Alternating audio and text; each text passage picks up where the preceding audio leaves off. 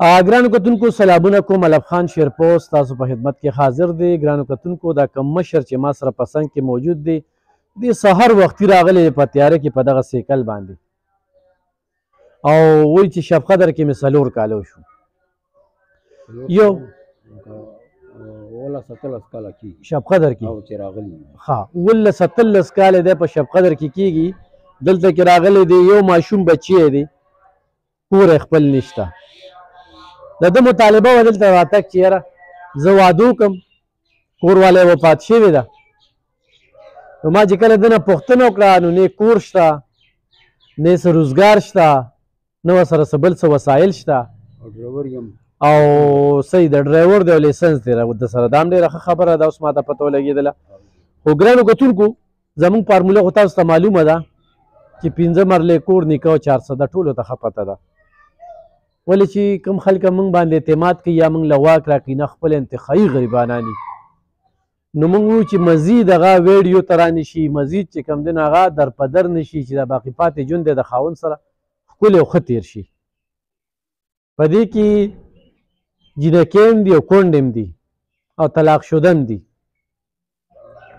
نو دې ورور نه خو موږ واده وکړو خو د سره نور وسایل نشته. نو ده بیا وایي چې ما له ویډیو کا نو ده په خوښه موږ دا ویډیو کوو او د ده نمبر به پکې وي او خو څوک ایک په نیغه د سره رابطه کوي او د سره امداد کوي او دی په خپلو خپو درېده نو دا بل سیسټم به ورله یعنې د واده سیسټم به ورله بیا منګه ټیک کو. څه دې نوم دی؟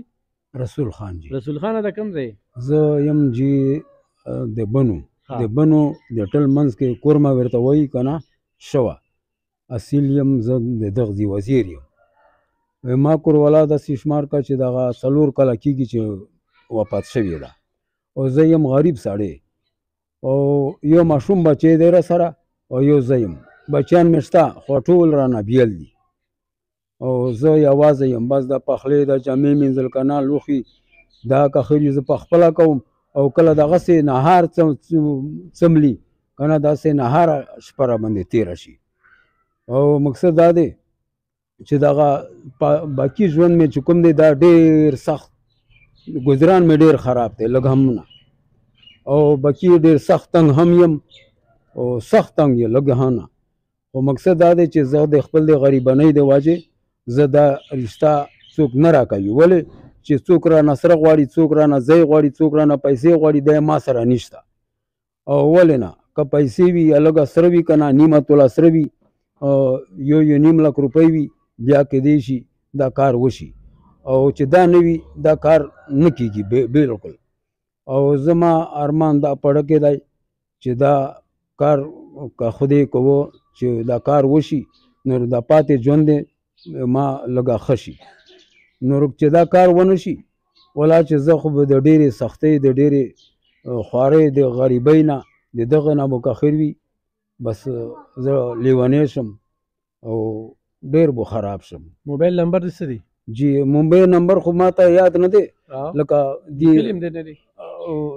کې راواړه آخري 0331 نمبر دی که نه چې تا ما ته کال کړی دی. ګرانو کتونکو ما ته چې ده کوم کالونه کړي دي زه به خیر د نمبر دغه کوم خو 0331 51 86 422 او دغه دی 0331 51 86 422 جی. ایخ په نیغه د ده سره رابطه کولی شئ. د دوی په خپلو خپو ودروئ د ده ژوند ښه کې او دی وایي چې واده مې ونه کړ نو غورې لیونی به شم. نو اوس پکار دي چې تاسې مدد وکړئ. مننه، خوشحاله